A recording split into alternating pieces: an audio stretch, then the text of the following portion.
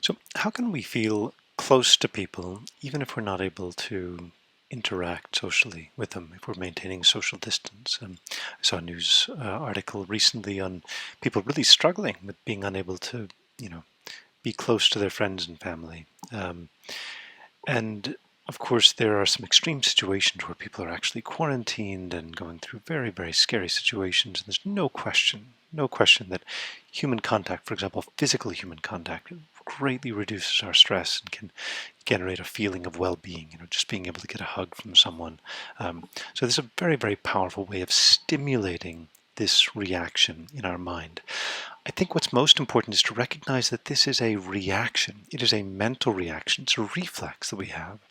If you have someone that you trust, someone that you love, and they give you some gentle touch, a hug, hand on the shoulder, something like that, it releases neurotransmitters. I don't know which ones, right? But they generate a sense of well-being inside you.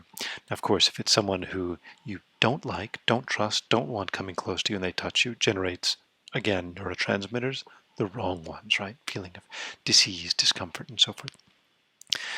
This is a mental reaction, right? We're having a mental reaction of comfort and warmth, relaxation, or a reaction of fear, aversion, tension. That's something that we can induce even through our mental change. So we have the similar feelings when we're watching a movie. If we watch something that's very heartwarming, we soften up, right? If we watch something that's really makes us angry, we bristle, we stiffen up, right? We can have the reaction induced in all kinds of ways, including we can induce the reaction ourselves. So if we happen to be, if you have the freedom to go out walking a little bit, keeping social distance, but walking, and you're walking around people, moving at some distance, you can still feel very, very warmly towards them.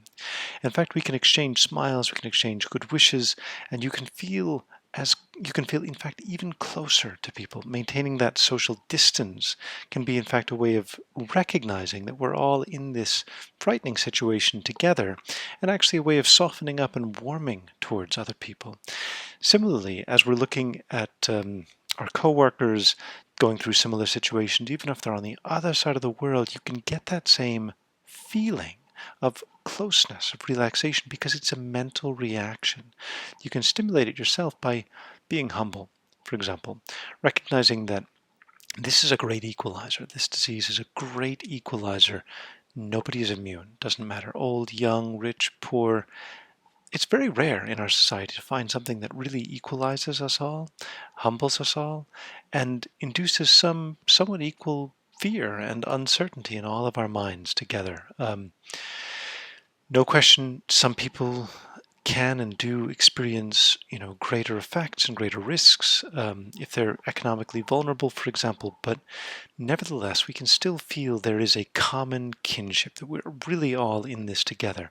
And we can find that there's a softening of our mind, a softening of the mental boundaries between ourselves and others, a softening of our sense of independence, a softening of our sense of, being isolated, special, and so forth. And that softening really is what a bonding experience is about. That's what we're looking for when we're looking for social bonding. That's what, alcohol gives for people who drink. It's a relaxation. You can warm up towards other people. But again, it's a mental trigger. It's a mental trick. But you can trick your mind. You can lead your mind, if you will, into that same state. And it is a state of well-being. It's a state of peace. It's a state of happiness.